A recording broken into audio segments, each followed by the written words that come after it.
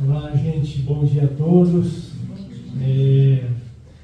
Quero agradecer mais uma vez o convite para a gente trazer um tema sem novidade, é tema do Evangelho de novo, tá bom? Mas sempre, né, a gente se pauta, né, nos ensinamentos de Jesus para poder ser uma coluna central dos nossos estudos, das nossas reflexões. E não é diferente na doutrina espírita, né? A gente vai percebendo cada vez mais que tudo está atrelado ao ensinamento do Cristo. Então, pensando nisso, quando eu digo que não é novidade, a gente vem aqui também falar de um trecho que é das bem-aventuranças, que está no capítulo 8 do Evangelho segundo o Espiritismo, e que é: bem-aventurados os que têm puro o coração. E esse trecho que eu recortei ali, né, dentro desse tema, que é um capítulo grande, daria para fazer um seminário sobre ele, né? Exatamente o item chamado verdadeira pureza, mãos não lavadas. E a gente vai percebendo, conforme vai lendo todo o capítulo em si, né, sobre a pureza do coração, que nós temos várias questões, né, como seres humanos, dentro desse coração puro que a gente busca, né? Então, um exemplo que Allan Kardec retira, que é justamente de uma passagem do Cristo também, que é quando ele está para receber algumas crianças, é uma passagem que todos nós conhecemos, e os discípulos dele acabam rechaçando as crianças naquele momento, tendo a impressão do quê? E não foi por maldade, obviamente, mas tendo a impressão de que elas iriam atrapalhar a peregrinação, o serviço do mestre naquele momento, e justamente ele estava guardando as criancinhas. Então é quando ele diz, né, deixai que venham a mim as criancinhas, pois elas conservam puro o coração. E aí ele diz que aqueles, né, o reino dos céus, explica aos discípulos naquele momento que o reino dos céus é para aqueles que se assemelham às criancinhas. Então, Allan Kardec coloca aqui a pureza do coração nesse sentido figurado, né, representando a criança que realmente tem um coração puro. A gente já foi criança, nós temos relações com crianças, sejam nossos filhos, netos e tal, e nós percebemos que enquanto crianças, a gente guarda uma certa pureza mesmo, né? O espírito, enquanto está no desenvolvimento, ali no período da infância, ele ainda não demonstra todas as suas características, e isso justamente tem um porquê. Para que a criança se torne, o espírito também, mais permeável aos bons ensinamentos, e claro que tem influência do meio, porque pode aprender mal os ensinamentos, então tudo depende do meio também, mas o espírito está mais permeável a receber instruções e a se moldar. Depois, conforme vai adentrando a adolescência, toda uma alteração hormonal tal, e adulto, então aflora realmente qual é a essência do espírito em si. E aí aqueles que têm ainda uma propensão para algo que é voltado ao mal, né, acabam trilhando esse caminho, e sempre há momento para mudar. Então não é porque iniciou assim que naquela existência vai permanecer assim. E aqueles que já têm uma propensão a seguir no caminho do bem continuam, né, vinculados à influência que receberam nesse sentido. Então a gente tem que lembrar nesse contexto que o meio pode influenciar muito o espírito em si. Dentro das provas que nós assumimos lá no plano espiritual, a gente pode falhar até pelo meio também, que a gente ainda não se fortaleceu totalmente para vencer aquele meio ali de influências que a gente está sofrendo. Então, o espírito traz uma carga em si, mas o meio, sim, ele exerce uma forte influência, principalmente quando está em períodos de instabilidade, né?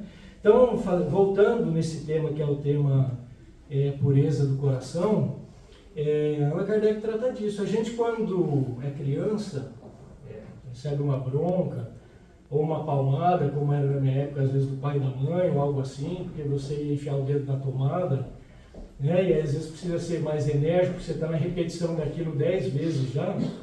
Então, nesse sentido, quando a gente é acolhido na sequência, normalmente como criança a gente tem uma tendência a perdoar rapidamente. Guardar a mágoa, como acontece conosco adulto, né?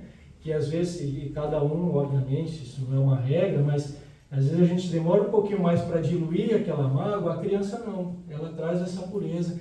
Então é nesse sentido que Jesus diz, né, que o reino dos céus é para aqueles que se assemelharem às criancinhas, ou seja, aquele que conseguiu, já no seu coração, no sentido figurado de sentimento, transpor essas barreiras, não ter essa dificuldade tão grande em perdoar, né? E perdoar e esquecer, como Allan Kardec coloca lá no capítulo 5, do Bem-aventurados os aflitos. Ele fala sobre perdão rapidamente, explana a respeito disso, mas fala sobre esquecer as ofensas. Então, às vezes a gente perdoa e o esquecimento ele demora um pouquinho mais, né? E está tudo bem. Nós não estamos aqui para apontar dedo para ninguém, até porque isso é muito perigoso, né? E eu não tenho substrato ainda evolutivo para apontar dedo para nada. E o interessante é que quanto mais a gente evolui, menos a gente aponta dedo, né? Então, o intuito aqui da nossa reflexão de hoje não é apontar dedo para ninguém, nem nada. Como o Fernando disse na prece, nós estamos sempre buscando a nossa melhoria. E dentro dessa melhoria, os ensinamentos de Jesus vão nos exigir. Então, essa relação que nós temos, né, de procurar melhorar, ela traz naturalmente, não é que Jesus está exigindo, né? Vamos deixar isso bem claro. Mas naturalmente ocorre uma exigência dentro de nós mesmos. Agora eu já sei que tal coisa funciona assim, então eu preciso mudar. Então o primeiro ponto é despertar, porque nós estamos nesse despertar que é o caminho para quê? Para a nossa evolução. Até chegar onde? Espírito puro. E Allan Kardec vai tratar disso nesse capítulo também, dessa verdadeira pureza, né? Então que o espírito, quando se torna completamente puro, ele sequer pensa no mal. Eu parei para pensar nisso e falei, bom, já pensou o que é não pensar no mal? Assim, você já desenvolveu uma capacidade, uma elevação, que você não pensa no mal. Você pode ver algo mal, mas não pensa. O pensamento sequer passa maldade pela cabeça. Então, são alguns exemplos desses espíritos puros, que é o que a gente está falando aqui sobre essas mãos não lavadas, nessa verdadeira pureza, que estamos buscando, tá bom? Então, dentro desse item exatamente, verdadeira pureza, Allan Kardec separa dois trechos, um que está no Evangelho de Mateus e um que está no Evangelho de Lucas. Então, no Evangelho de Lucas, capítulo 11, 37 a 40, ele diz assim: enquanto ele falava, um fariseu lhe pedia que fosse jantar em sua companhia. Ele, Jesus, né? Então, o fariseu, ele estava explanando e o fariseu o convidou. Mestre, venha jantar na minha casa. Jesus foi e sentou-se à mesa. O fariseu entrou então a dizer consigo mesmo: porque ele não lavou as mãos antes de jantar? Jesus, porém, lhe disse: vós outros fariseus pondes grande cuidado em limpar o exterior do copo e do prato. Entretanto, o interior de vossos corações está cheio de rapinas e iniquidades. Insensatos que sois, aquele que fez o exterior não é o mesmo que faz também o interior? Então, Jesus, nesse momento, né, o convite aqui da mudança, e por isso Jesus sempre trazia situações diferentes, né, situações mais voltadas à simplicidade, a simplicidade do sentimento, a simplicidade relacionada à humildade, a simplicidade no viver. É isso que ele aqui, em outro sentido, está colocando em mais uma situação. E quando ele fala de simplicidade, de humildade, por isso que ele traz também sobre a humildade da criança, a simplicidade da criança, não enxergar as coisas com simplicidade. Mas naquele momento, e por isso Jesus teve toda a sua trajetória e incomodou muito, mas naquele momento ainda o que é que vigorava, né, dentro desse contexto aqui? Vigorava muito as raízes da lei, principalmente das leis mosaicas, principalmente da forma. Por isso que ele está dizendo aqui, né? Qual a importância de lavar a mão para se alimentar? E na sequência ele vai falar: o que macula o homem não é o que entra pela boca, mas sim o que sai dela. Que é uma outra passagem conhecida que está dentro desse contexto aqui. E por que isso? Porque naquele momento a preocupação em demasiado com a forma e acreditar, né, em que cumprindo determinado ritual, as oferendas do templo, por exemplo, você conseguia dissipar então todos os pecados, vamos colocar assim, essa palavra, né, que você havia cometido. Seja naquela semana, naquele mês, naquele semestre, naquele ano. Então tudo dependia do quão era melhor ou não a oferenda. Quanto melhor a oferenda, desde sacrifício de animais e tal, mais você saía purificado do templo.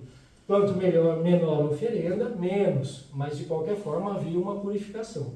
Então isso, na verdade, naquele contexto, se tornava conveniente para a não mudança do ser humano, né? A não mudança no sentido que a gente está falando aqui, de exigir com que nós, em contato com o Evangelho do Cristo, em buscar em ser melhor, faça a sua transformação moral.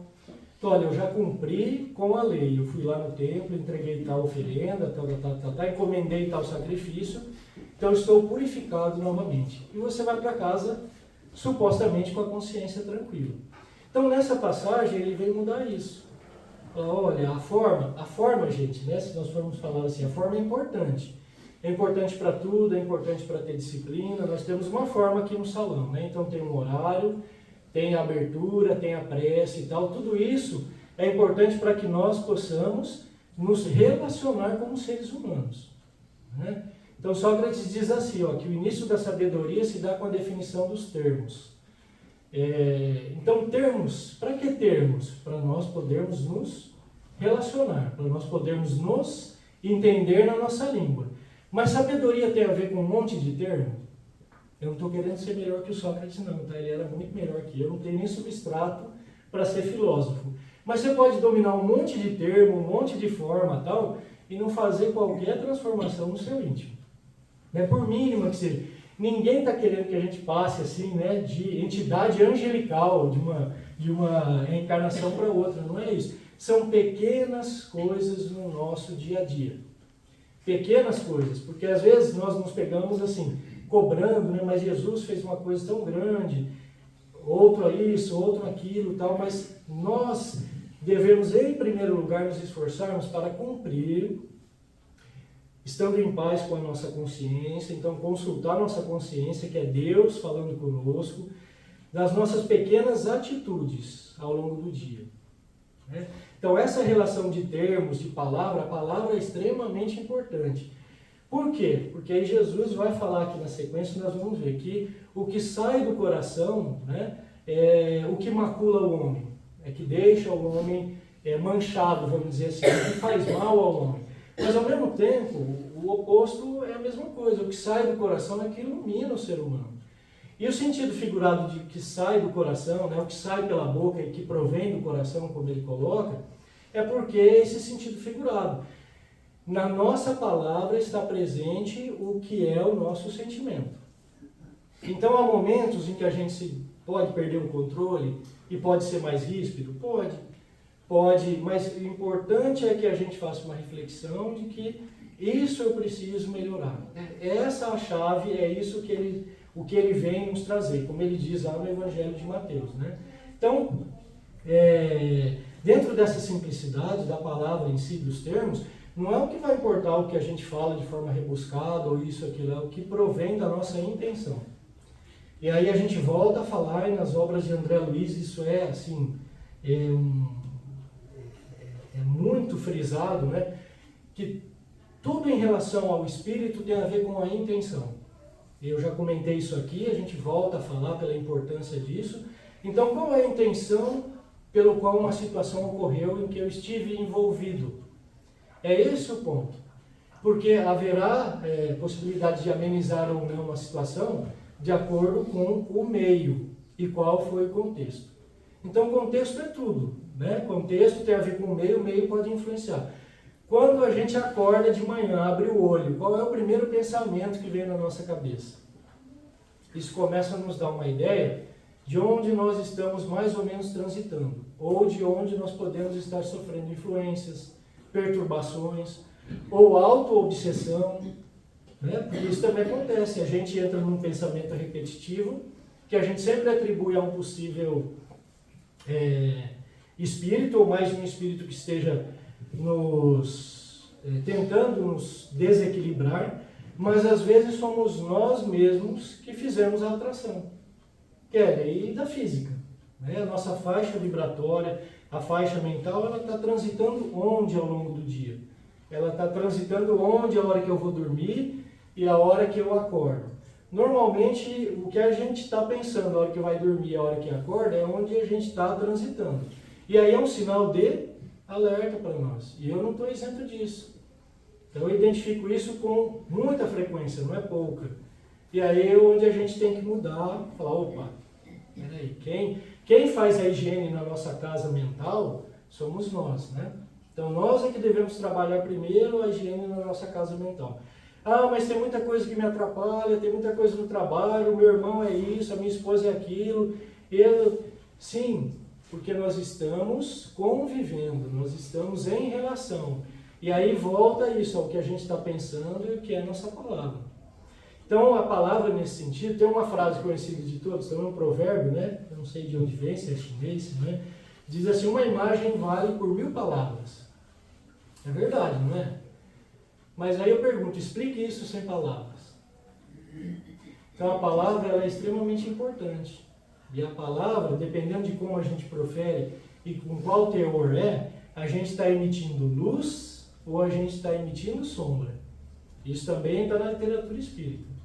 Né? Então, revisar isso ao longo do dia, pensar nessa simplicidade que o Cristo vem nos convidar, né? É nesse sentido, porque a gente pode posso falar muito bonito aqui na frente, estudar um monte de coisa e tal, e não dar o exemplo 3 minutos depois ali, a hora que eu chego no meu lar. Então aí também não adianta, porque eu tô onde? Eu estou na forma aqui ainda do fariseu, né? Tem que cumprir o ritual, a forma, tal, mas não fiz a mudança. Então o convite que tem na doutrina espírita, né? O convite que tem no Evangelho do Cristo é para a mudança. Muitas vezes, quando ele fazia os seus milagres, curava alguém, o que é que ele dizia? A tua fé te curou. Vai e não peques mais. Né? Dependendo do contexto, às vezes ele falava, vai e não peques mais. Mas ele dizia isso com certa frequência, a tua fé te curou. Quando ele é tocado pela mulher, ele está passando na multidão, a ultrapassagem dele, emblemática, né? Todos nós conhecemos, ele está caminhando na multidão e ele é tocado no seu manto pela mulher que tinha hemorragia, ele percebe. Por quê? Tamanha a fé daquela mulher naquele momento. Ela só queria tocar o Cristo. E aí, quando ele volta, e quem me tocou? Ele pergunta, né? Ele volta, então, ele identifica e conversa com ela, e ele diz, a tua fé te curou. A vontade daquela mulher de, pelo menos, tocar a túnica dele, era uma coisa tão fervorosa no sentido de fé, de sentimento, que para ela bastou para que ela fosse curada, nesse eu consegui tocar o mestre. Né? Então, é dentro disso que a gente vai assumindo, né? Vai absorvendo esses ensinamentos do Cristo, para que a gente se fortaleça nesse dia a dia nosso, que é um dia a dia de desafio. Não é uma frase minha, né? Mas nós não viemos à Terra a título de diversão. A gente não veio aqui a título de parque de diversões então por isso eu devo procurar problemas e agravar a minha existência? Allan Kardec faz essa pergunta no Livro dos Espíritos, depois ele aborda isso também no Evangelho segundo o Espiritismo. Não, ele não é isso. Aliás, pelo contrário, se nós pudermos, através do nosso desenvolvimento, do nosso trabalho, das nossas relações humanas, nós aliviarmos todo o sofrimento que nós temos numa existência, isso é mérito do Espírito. Desde que isso seja feito com boa intenção. Desde que nós busquemos isso com um trabalho voltado para o bem. Então é nesse sentido que a gente diz. E Kardec vai além, ele pergunta ainda sobre aliviar o sofrimento do seu próximo. Devo aliviar o sofrimento do próximo, já que cada um de nós tem as nossas provas, as expiações e tal. Então, se tudo é assim, nós vamos deixar do jeito que está, Ninguém ajuda ninguém. É uma prova que o Lucas tem que passar mesmo, ou que meu irmão tem que passar, e tocamos a vida dessa forma. Allan Kardec pergunta, mais ou menos nesses termos. Qual que é a resposta? Não. Se Deus nos deu as condições de melhorar e aliviar o sofrimento do nosso irmão, nós devemos agir para que isso aconteça. Porém, nós não devemos assumir a prova que ele tem que passar. São coisas diferentes, né? E às vezes, eu falo como pai, eu quero tirar o sofrimento dos meus filhos. E às vezes depois eu reflito na razão, não na emoção, vejo que eu estou errado. Sofrimento no sentido do quê? Tem provas que eles têm que passar. Faz parte do espírito deles aquilo.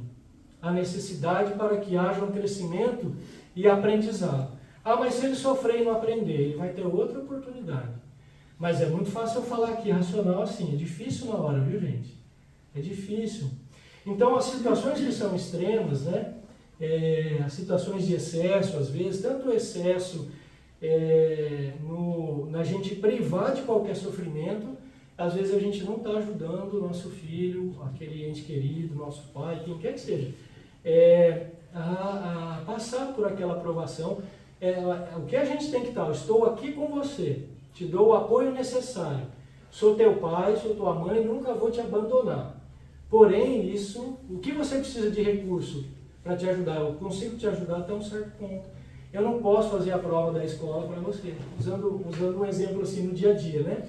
Então a gente ajuda a estudar, tal, vai lá, está com dificuldade nisso, naquilo, né? Mas hoje você vai para fazer a prova. É ele que tem que fazer a prova. Não dá para eu prestar o vestibular lá para o meu filho. Então, é nesse sentido que a gente entra, né, dentro dessa verdadeira pureza que a gente está buscando, né? Para onde nós vamos em relação à forma. E eu acredito que dentro dos ensinamentos de Allan Kardec, dentro do Evangelho de Jesus, é onde eu encontro as respostas. Para isso não todas, né? Porque tenho dificuldades e algumas coisas eu ainda não consigo entender muito bem. Compreendo, né? A gente lê e tal, mas não consigo ainda entronizar aquilo. Por quê? Porque nós temos as nossas questões, as nossas limitações. Tá certo? Então, quando Jesus diz isso, no Evangelho de Mateus, ele diz assim, olha, que depois, né, de ter ido à casa do fariseu, ele diz, escutai e compreendei bem isto. Não é o que entra pela boca que macula o homem, que sai da boca do homem que o macula. O que sai da boca procede do coração e torna o homem impuro. Daí a passagem, né? Porquanto do coração é que partem os maus pensamentos, os assassínios, os falsos testemunhos, e ele vai falando. E estas são as coisas que tornam impuro o ser humano, ou seja, o homem. O comer sem ter lavado a mão não é o que torna o homem impuro. Então, aproximando-se dele, disseram-lhe seus discípulos. Olha como é interessante os discípulos, né? Eu sempre digo isso, a gente se vê muito neles, porque eles tinham várias questões semelhantes às nossas, no sentido até das leis em si, né? Porque eles haviam sido também educados, de certa forma, nas leis mosaicas. E eles perguntam assim, sabeis que, ouvindo o que acabou de dizer, mestre, os fariseus se escandalizaram? Ele, Jesus, porém, respondeu, arrancada será toda a planta que meu Pai Celestial não plantou. Deixai-os, são cegos que conduzem cegos. Se um cego conduz o outro, caem ambos no fosso ou caem ambos no abismo, depende da tradução.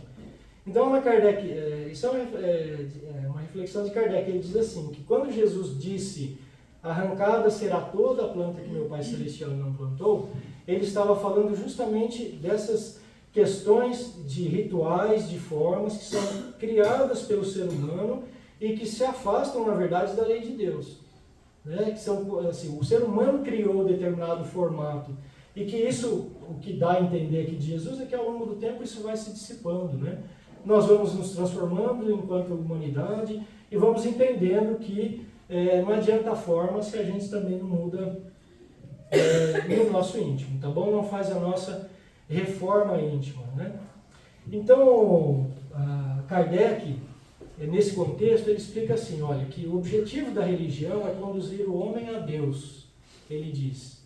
E o homem não chega a Deus enquanto não se tornar perfeito, ou seja, espírito puro. Toda religião que não torna o homem melhor não alcança o seu objetivo.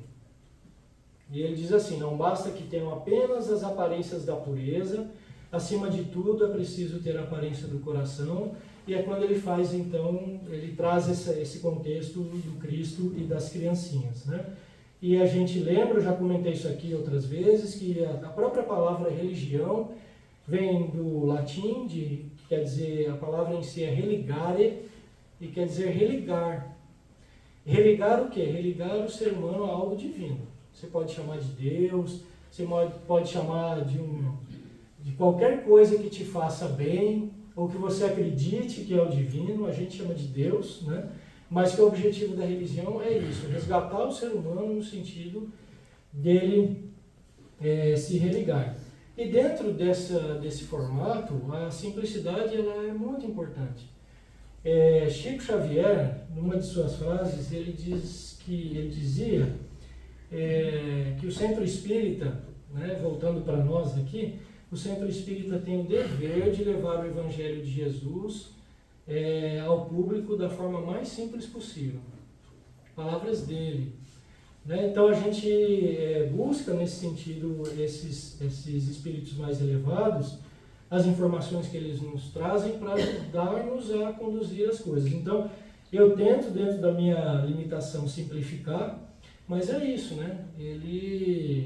O Chico é uma alma diferenciada mesmo, né? Mas a gente percebe que esses espíritos, quanto mais vão evoluindo, eles vão se tornando mais humanizados, vou usar essa palavra, mais voltados ao sentimento e menos ao material.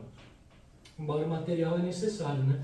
Mas a gente vê assim, o material deles é todo ligado à caridade. Então nós pegamos o exemplo de Chico Xavier, Madre Teresa, Dalai Lama, Gandhi, entre outros, né? Divaldo, e tantos outros dentro das outras igrejas também que trabalham em prol da melhoria daquele que não tem o pão na mesa às vezes, né? E junto com essa melhoria, né, que fornece para confortar um pouco o corpo, e toda vez que conforta o corpo, está confortando o perispírito e o espírito, mas que você começa às vezes fornecendo o mínimo, que é não ter o que comer, e junto com isso depois vem todo o aprendizado.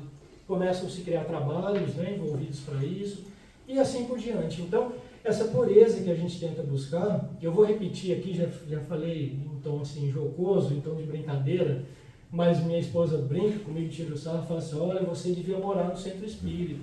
Às vezes ela fala, você devia dormir lá essa semana, porque essa semana você está... Então assim, por quê? Porque ela brinca e fala, você é tão bonzinho, né? Por que a gente fala isso? Porque quando nós estamos aqui no centro, numa manhã fraterna, igual nós estamos hoje, com a proposta, né, de trazer algum ensinamento do Cristo, com a proposta da gente ter esse pensamento voltado para o bem, o nosso desejo é de estagiar nessa faixa vibratória o tempo inteiro, no bem, né? Isso faz a gente se sentir bem, e a gente consegue levar para o dia a dia, acredito todos nós que a maior parte do nosso dia a dia, mas teremos alguns desafios. Então, essa brincadeira, né, para quebrar o gelo aí que ela faz, de certa forma eu falo, olha, mas aquelas 2 horinhas que eu estou lá é de verdade, não é de mentira não, porque a gente quer realmente atingir isso, né? E toda vez que nós fazemos bem a alguém, a começar dentro do nosso lar, isso faz com que nós sintamos um bem-estar enorme. Então isso às vezes parece meio egoísta até, né? Eu faço bem, mas é porque é uma relação, a gente volta lá no começo, é a nossa relação, a relação de bem-estar, que tem a ver com o nosso convívio, né, com o ser humano. O insulamento, o se isolar, né, para atingir o nirvana ou para a gente... isso pode, num primeiro momento, e é salutar, para a gente fazer as nossas reflexões, a gente se equilibrar. Dizem que a gente no dia deveria ter 10 minutos, né, não conectado com nada. Nada. Só com nós mesmos. Seja lá no seu quarto, no banheiro, não importa, mas assim, 10 minutos do dia para a gente fazer uma meditação mínima. Então esses recolhimentos, né, prolongados, eles fazem com que o ser humano realmente reflita muito sobre si. Mas a partir do momento ele entra no excesso, né? E se ele entrar no excesso, você virou uma ilha, você foi lá para cima na montanha, na caverna, se isolou. A partir daí, a gente chega um momento que não consegue mais evoluir, porque a gente não está sendo testado. No sentido, e quando que a gente é testado? É no dia a dia. Não é procurar problema, né? Vamos deixar isso bem, bem claro. Mas é estar pronto e tentar resolver dentro dos recursos que a gente tem enquanto espírito, entendimento de vida, entendimento de mundo. O que a gente já teve de bagagem até agora é tentar a gente resolver as coisas da melhor forma possível. Se possível com serenidade, né? Que é o que sempre nos é sugerido em qualquer contexto, e óbvio que com o Evangelho não é diferente. Então, dentro disso, gente, não tem como a gente não se relacionar, não conversar e não buscar essa verdadeira pureza. Nós vamos atingir isso realmente nos colocando à prova, né? Então, Allan Kardec, de forma muito inteligente, na questão 97 do Livro dos Espíritos, ele pergunta assim, já buscando, né, essa relação de o que é ser puro, né? Existe um número determinado de ordens ou de graus de perfeição entre os espíritos? A gente sabe que sim, né? E a resposta é, o número é ilimitado. A resposta dos espíritos aqui já dá um perfil para nós, né? Então, tem um número determinado de ordens, o número é ilimitado. Pois não existe entre essas ordens uma linha de demarcação traçada entre uma barreira. Podem se colocar em primeiro lugar aqueles espíritos que tenham alcançado a perfeição, os espíritos puros. Os da segunda ordem alcançaram a metade da escala. O desejo do bem é sua preocupação. Então, deseja o bem, se preocupa. No dia a dia se preocupa com o bem, né? E os da última ordem estão ainda no início da escala. São os espíritos imperfeitos, caracterizados pela ignorância, o desejo do mal e todas as más paixões que lhes retardam o progresso. Então, eu resumi um pouco, essa resposta ela é maior, mas aqui na questão 97, Kardec começa a dar uma ideia para nós nas suas perguntas, e os espíritos respondendo e ensinando sobre a escala espírita. Então, onde é que se estagia, né? Por onde nós já passamos para estarmos aqui hoje? Onde é que o nosso pensamento está gravitando a maior parte do dia? Começa a dar uma ideia do que nós estamos nos afinizando, do ponto de vista de densidade vibratória. Então, na continuidade, da questão 100 até a questão 114, ele vai tratar especificamente da escala espírita. Então é muito interessante ler, porque tem lá mais de 10 ordens, graus, tem bem mais do que está aqui. A primeira pergunta dele aqui é genérica, né? Mas trata exatamente dessa escala espírita, desde o espírito primitivo até o espírito puro, que é o que busca essa verdadeira pureza, né? E, pessoal, para a gente finalizar, eu vou ler uma lição dentro dessa questão, né, do nosso convívio de buscar perfeição e do porquê que a gente precisa dos outros, que é uma lição que está no livro Jesus no Lar, a psicografia de Chico Xavier, pelo espírito Neio Lúcio. Eu sempre faço propaganda desse livro, é um livro que foi editado na década de 50, e ele traz várias passagens entre Jesus e as questões todas que afligem os discípulos, né? Questões que a gente volta a dizer que nós nos identificamos muito. Eu, pelo menos, me identifico muito na minha dificuldade de entender, de, às vezes, fazer uma apreciação errônea de determinada situação. E Jesus, eles, né, que nos ajudam a pensar. Então, a lição é a lição 6, que é... Sem óculos não vai, né, gente? O título da lição é Os Instrumentos da Perfeição. E, assim, Neio Lúcio diz assim: naquela noite, Simão Pedro trazia à conversação o espírito relatado por extremo desgosto. Eu já me identifiquei aí, dependendo do dia, né? Agastara-se com parentes descriteriosos e rudes. velho tio acusara-o de dilapidador dos bens da família e um primo ameaçara esbofeteá-lo na via pública. Guardava por isso o semblante carregado e austero. Quando o mestre leu algumas frases dos sagrados escritos, o pescador desabafou. Descreveu o conflito com a parentela e Jesus o ouviu em silêncio.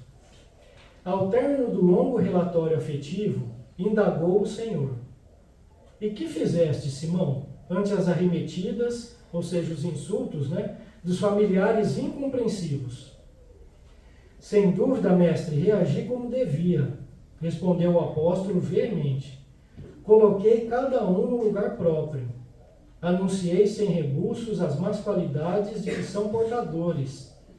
Meu tio é raro exemplar de sovinice e meu primo é mentiroso contumaz. Então, o que acontece com a gente às vezes, A gente reage. Depois a cabeça esfria, você fala, poxa, eu podia ter respondido totalmente diferente, E de certa forma, quem está me criticando tem algum pontinho de verdade no que está sendo dito. Muito bem, aí ele diz assim, provei perante numerosa assistência, ou seja, perante várias pessoas, que ambos são hipócritas e não me arrependi do que fiz, diz Pedro para Jesus.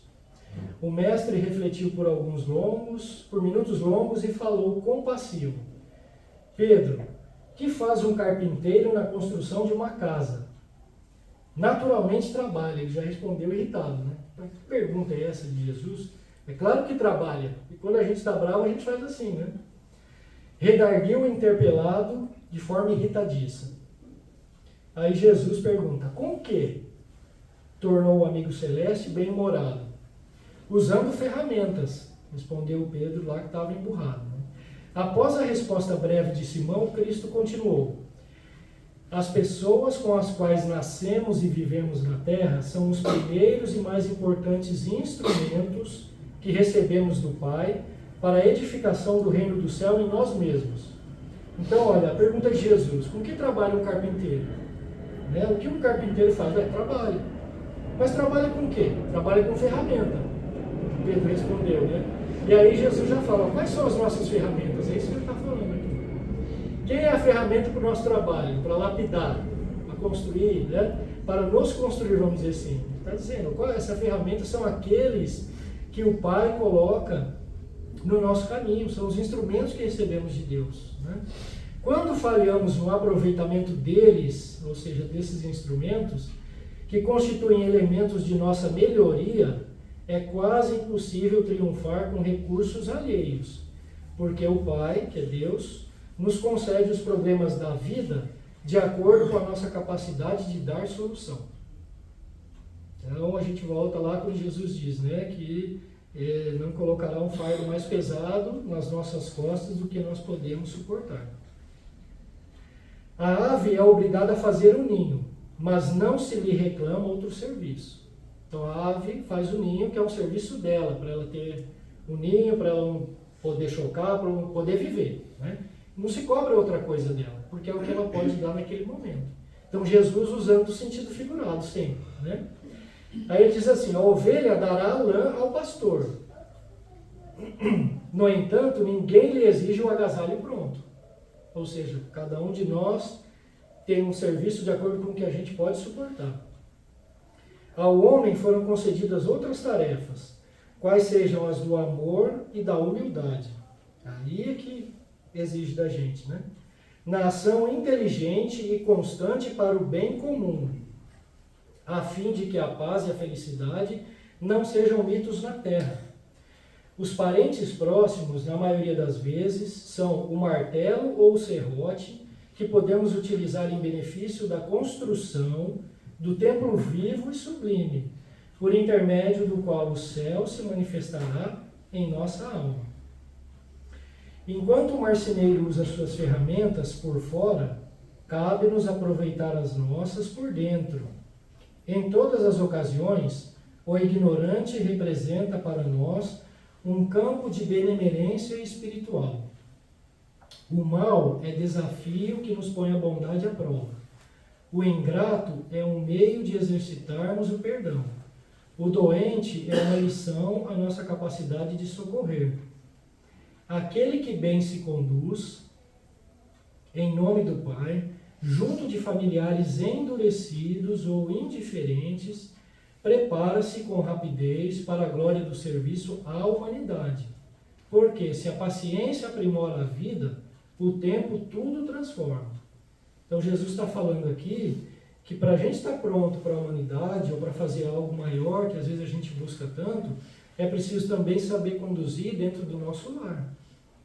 O que nós fazemos com esses que são os nossos desafios, como ele está falando aqui, né? O mal, o ingrato, o endurecido, né? Que não ouve de forma alguma, e que às vezes quando a gente faz uma reflexão bem lá no íntimo, em parte a gente também tem um comportamento assim com o outro, que é desafio lá na nossa casa, né?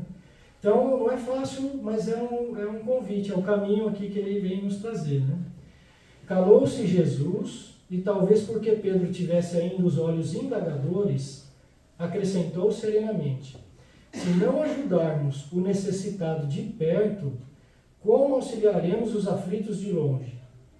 Se não amamos o irmão que respira conosco os mesmos ares, como nos consagraremos ao Pai, que é Deus, que se encontra no céu? Depois dessas perguntas, pairou na modesta sala de Cafarnaum expressivo silêncio que ninguém ousou interromper. Então, quando a gente fala, né, gente, de onde o nosso pensamento está, né, no nosso convívio do dia a dia, do quanto que nesses momentos a gente está passando por períodos que não são fáceis, né? A gente olha, parece que quando a gente começa a falar da nossa infância, até porque já está ficando velho e acho que eu estou mesmo, né? E assim, porque a gente, há pouco tempo, 30, 40 anos, a gente lembra a forma como nós nos relacionávamos em família. A gente colocava, embora hoje em dia ainda tem, né? Não vamos generalizar não, mas a minha vida nesse sentido mudou completamente, e acho que de alguns de vocês também. A gente colocava a cadeira do lado de fora da casa, à noite, num dia de calor para conversar, sentava todo mundo, pai, mãe, irmãos, e aí às vezes chegava um tio, chegava uma tia, chegava um primo. A gente tinha tempo para fazer essas coisas. A gente tinha... E conforme nós fomos nos desenvolvendo, muito num lado que é importante também, né, seja da nossa profissão intelectual e tal, essas coisas naturalmente elas foram meio que desaparecendo.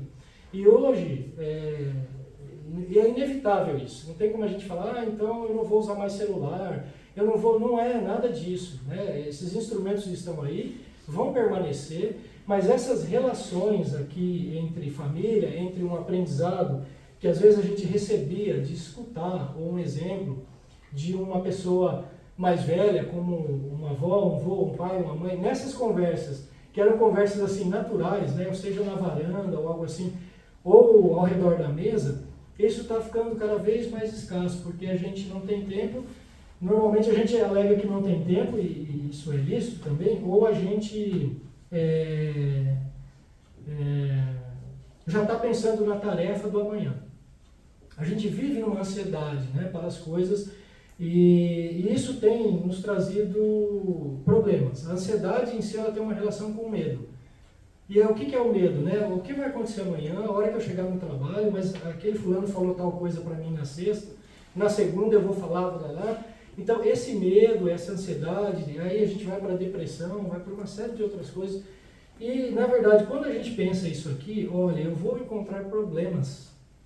Eu vou encontrar alguém mal-humorado, seja a hora que eu vou tomar o café da manhã na mesa, seja lá no meu trabalho. Eu vou encontrar alguém com dificuldade em qualquer ambiente que eu for atuar. Porém, eu também vou encontrar pessoas que estão com um pensamento semelhante ao meu, voltado para harmonizar o ambiente.